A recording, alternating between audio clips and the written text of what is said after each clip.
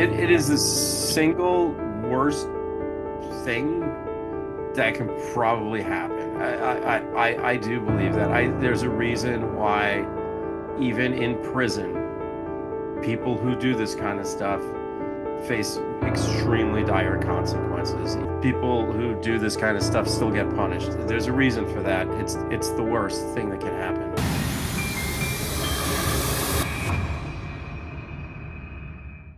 Hi, everybody. Welcome back to True Crime Unsolved. I'm Myles Reiff. I'm here as always with my buddy Sean Cahill. This is the place where we tackle the stories that the TV networks won't touch. Guys, today we're getting into a comment reaction video for Monday. But before we get into that, Sean, do we have any channel news that we want to go over real quick? We do, and we've been teasing for a couple weeks that we had big news coming. And week by week, you've thought maybe this is the week they're going to announce it, and we've continued to keep it to ourselves until now. Maybe you've seen the shorts, and if you haven't, here it is. We are now officially a podcast. And you might be asking yourself, aren't you guys already a podcast? Well, we never saw ourselves that way. I guess we kind of are, but we weren't on Spotify. We weren't on Apple Podcasts. We weren't on Amazon Music or anything like that. This was just a YouTube show. But all that has changed because we decided to launch an audio only version of this. It's the same show that you're watching right now. It's all the same content. It's just that now you can get it the same way you would get a podcast, right? So if you want to listen to this while you're driving to work or in the gym and you don't want to fumble around trying to pull up a YouTube video, now is a great time to pause this video. Go to wherever you get yours, find True Crime Unsolved. There will be links in our description to the various outlets, and subscribe and add so that you can continue to enjoy the show without looking at Myles and I, which maybe for you is a perk. Who knows? And just to add to what Sean's talking about, all of our backlog that's on our YouTube channel is now available on these podcast platforms. So if you want to go back and re-listen to any of these cases, the multiple interviews that we've done for these cases, everything's there. So it's the same archive, it's just audio only, and it's available, as Sean said, anywhere where you get your podcast. So Apple, Spotify. I think we're still working on the Amazon Music one, but we will be in there. Pocket Cast, all these places where everyone gets their audio only podcasts. So go check that out. We're really excited about it. And yeah, so what else, Myles? We have some other sort of channel related stuff we wanted to go over. Yeah, I just wanted to just talk about real quick the Brittany Wood case. So we're a new channel, as you guys know, and we've been really lucky that people have really turned on to what we're doing and tuned in. And, we started covering the Brittany Wood case, and we noticed that even though the video is monetized and it had promotion on it, we were getting really, really low numbers. And I think because Sean and I are new to YouTube, what we didn't understand is just how ruthless and how on top of things the algorithmic monitor can be when it comes to certain topics. And I think we've fallen victim to that. And it's a shame because obviously we really want to get the story out, and we really want to, platform everybody who wants to talk about Britney's story. But the truth is that the content of that story and what probably befell Britney as a young person and what her family was involved with, and I'm not going to say it because I don't want us to get dinged again on this video, but I think what Sean and I have learned is that there's certain subjects that are very, very difficult to address on this platform and maintain an audience, because you kind of get shadow banned, for lack of a better term. And I think that's what's happened to us the last couple of weeks. So listen, to everybody who's hung in there with us and has seen the last couple of uploads that we've done, we really, really appreciate you guys. And we're going to do everything we can to push this upload and the thing that's going up on Friday and make sure that we get back into the groove.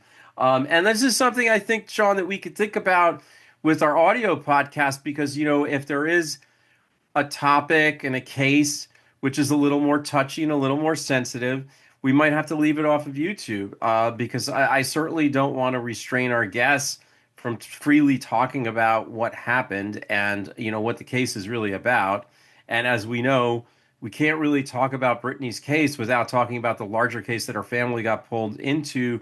And we all know what that was about. And it's just a really taboo subject. And YouTube's trying to protect people. And this isn't Myles coming down on YouTube's policies. This is just sort of an explanation. Sean and I are still kind of learning how this whole world works on YouTube, and I think we've learned some valuable lessons over the last couple of weeks.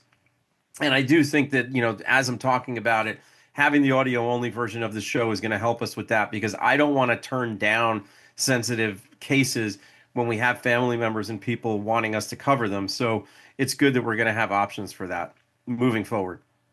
Yeah, I mean, look, we said it even in the case breakdown for Brittany's case that this was a story that when we learned about it was we knew it was going to be hard to talk about in a lot of ways. Hard to talk about, most importantly, just in general, because the subject matter is the taboo of all taboos. It's the most heinous of crimes. And it's all over that story. I mean, it's not just once, it's the entire background of Britney's life is painted by this stuff.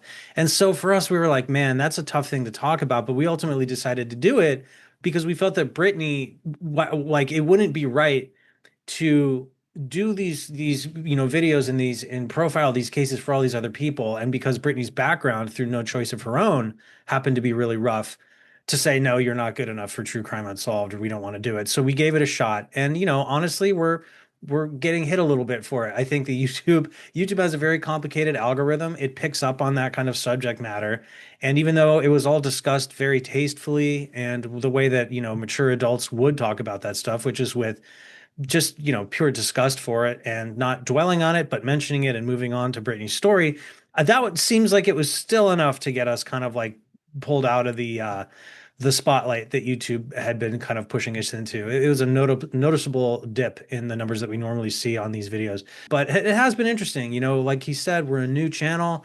These are all lessons for us, and a lot of what happens with YouTube's algorithm, it changes every year. And so it's always a little bit of like what's going on behind the curtain. Like you can mostly kind of guess, you can watch what other creators are telling you, you can read what YouTube puts out, but there is this like mystery to it, and I think that we sort of stumbled into something behind the curtain and knocked our heads against it the last couple of weeks here.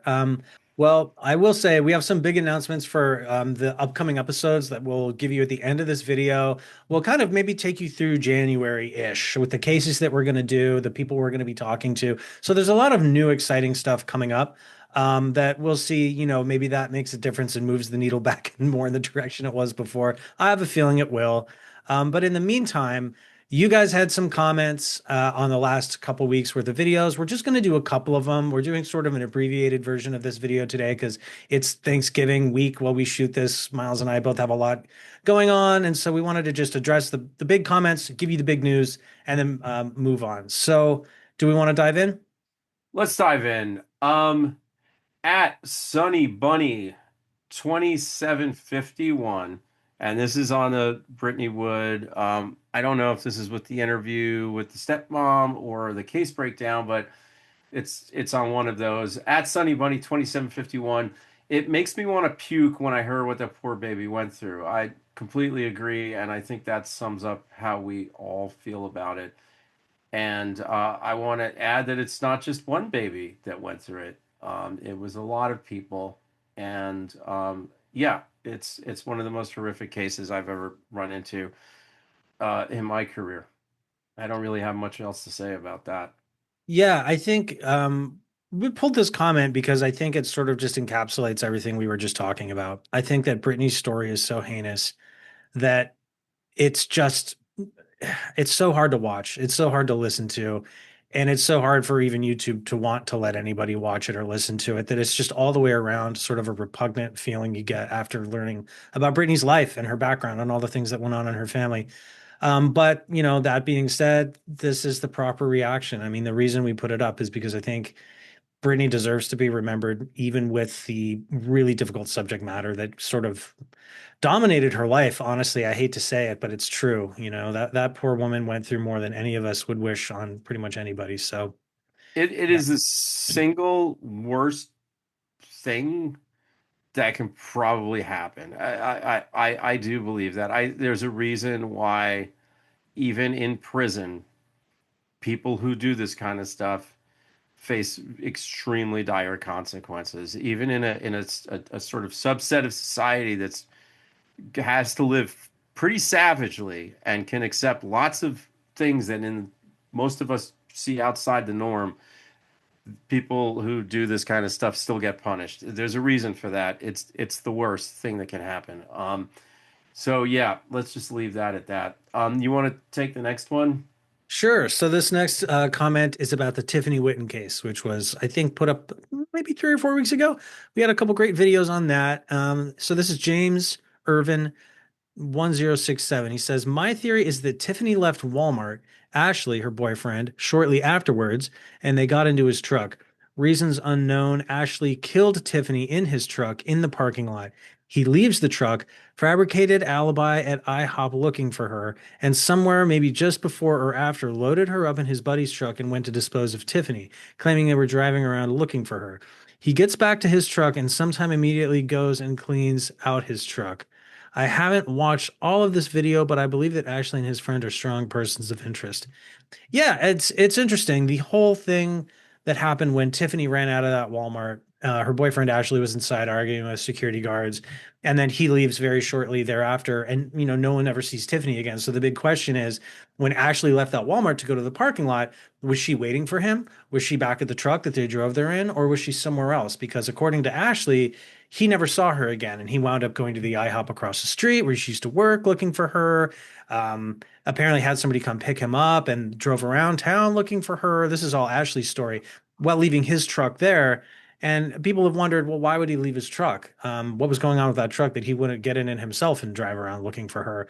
And so I think that's what this comment is sort of driving at. Maybe they both got in that truck, something bad happened, and then Ashley had to call for help to sort of like clear that situation up. Miles, looks like you have a thought. Well, it just, James, I don't know if you watched the long form interview that we did with Jesse Evans, who was the prosecutor on this case, but he has some pretty strong feelings about what he thinks happened. And I don't, just speaking to Jesse, I don't think that the truck necessarily was a location where something happened. From his point of view, his belief is that Ashley probably had stuff in the truck that he wasn't supposed to have because he was on parole, and that's why he didn't go back to the truck, because he knew with Tiffany running around that, and what had happened in the Walmart, that perhaps the police were going to come. And since he was on probation, I'm sorry, he wasn't on parole, he was on probation. And since he was you know that person, the things that he may have had in that truck would have gotten him in a lot of trouble and probably gotten him thrown back in prison, right? So he avoided going back to his truck, and that's why the truck just sat there. What you're saying is that, maybe they both went in there. My feeling is that that probably would have been noticed by someone, especially the guys at the Walmart, because they were already sort of like watching and wondering what was going on and by the door at that point, and there was commotion, and they were watching for these people.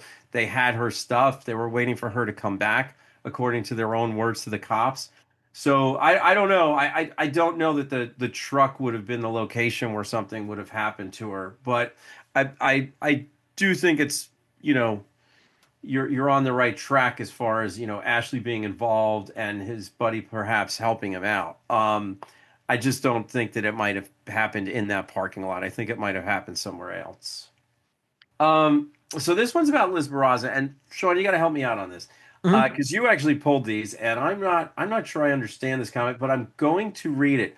Mhm. At Sherry Harley 4532, thank you for the comment, Sherry. What about putting Liz's case in a deck of playing cards? A local case in my community was solved because the case was featured in a deck of cards, and the cards were distributed in prisons and jails.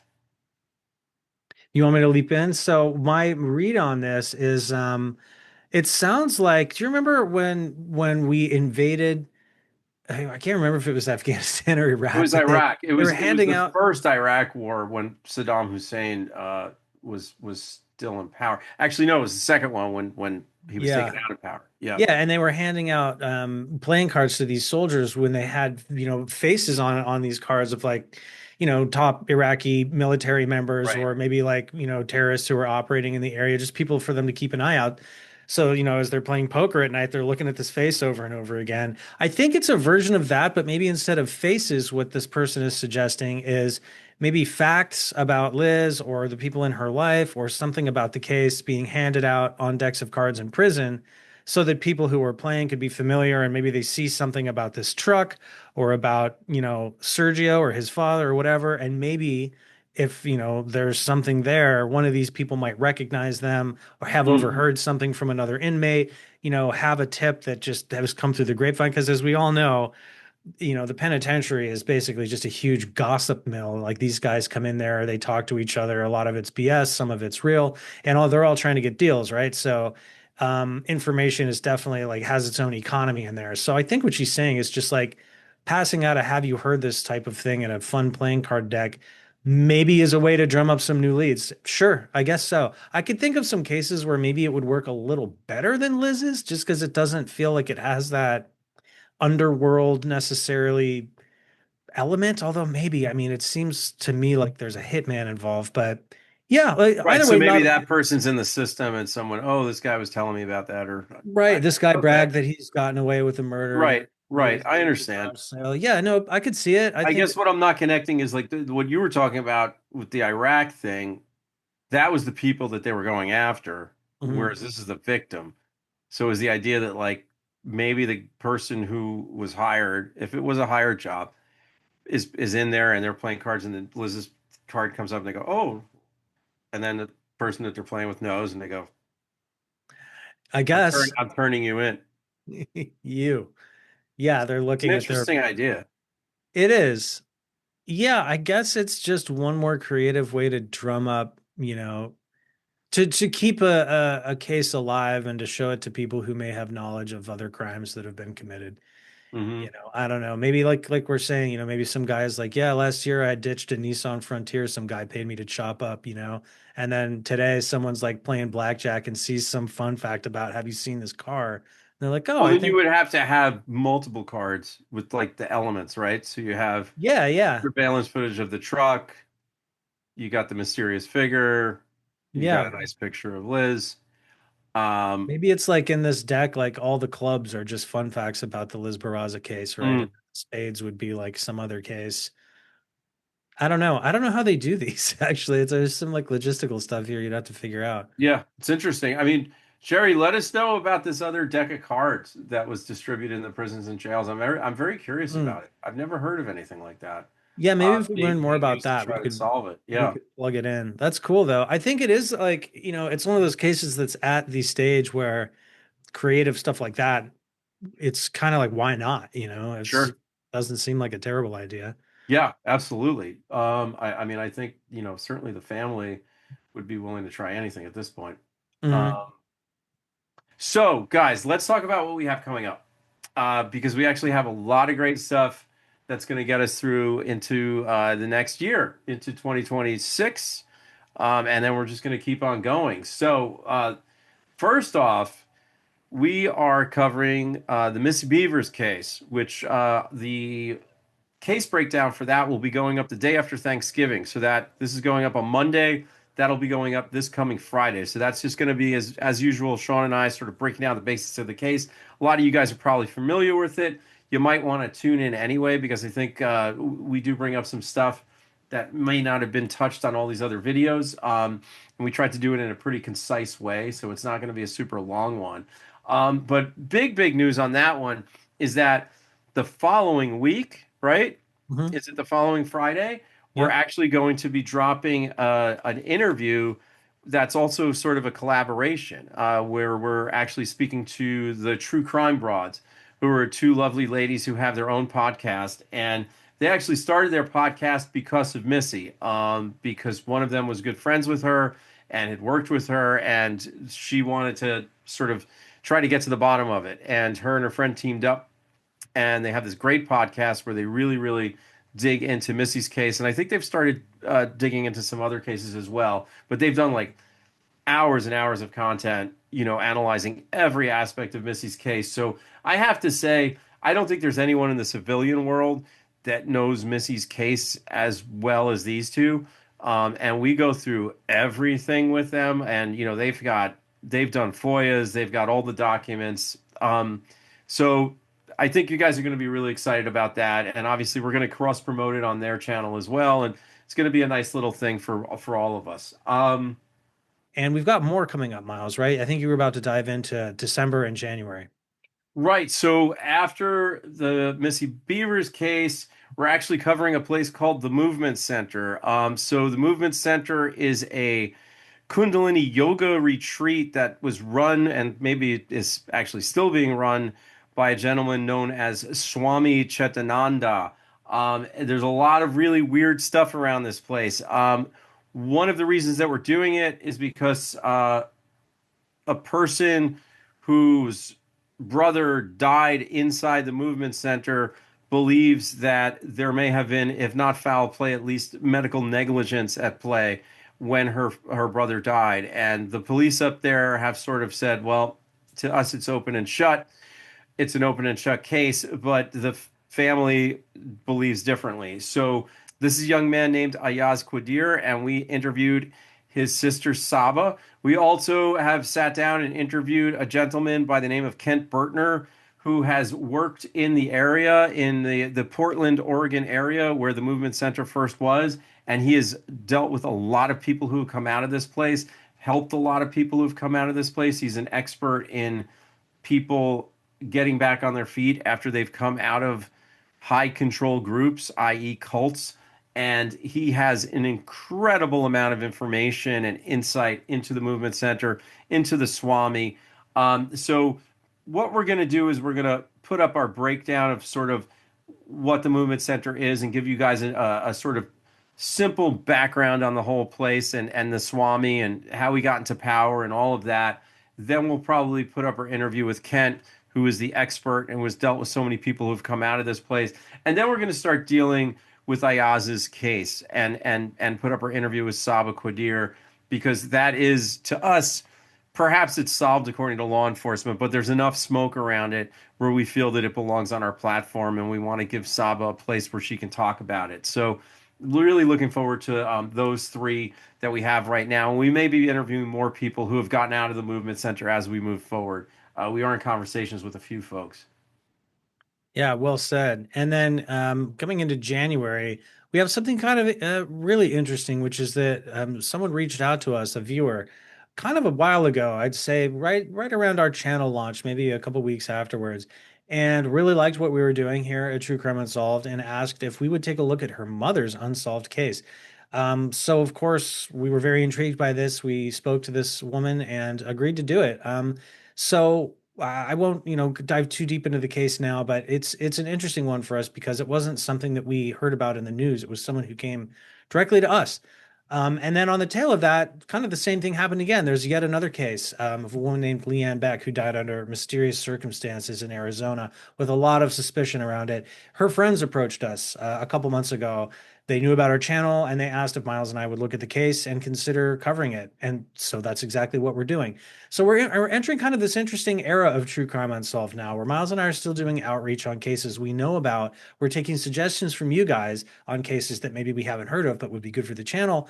And we're also getting people coming to us, not with suggestions, but with their own actual cases. And so it's a two-man team, right? It's just Miles and I. We don't have assistants. We don't have anything like that. So it's been interesting to sort of figure out how we can work through all that stuff, right? Vet these stories, find time to talk to these people, get to the bottom of all this stuff. It's very time consuming, but it's also very exciting. And I think that this next year is going to see some really cool stuff for our channel as we sort of leave the first way we were approaching this behind and go into this other sort of hybrid approach, right? We're finding stories, we're being brought stories, and people are coming to us literally with their own cases. I think the next step, right, maybe 2027 is when the FBI is using us and paying us to promote their unsolved cases, right? Right. That's the next place we go from here. Right. But yeah, the big thing I guess I want to say along all those lines is thank you guys for watching us. Thank you so much for helping this channel grow as much as it has in just a few short months. We just launched in August. It feels like ages ago,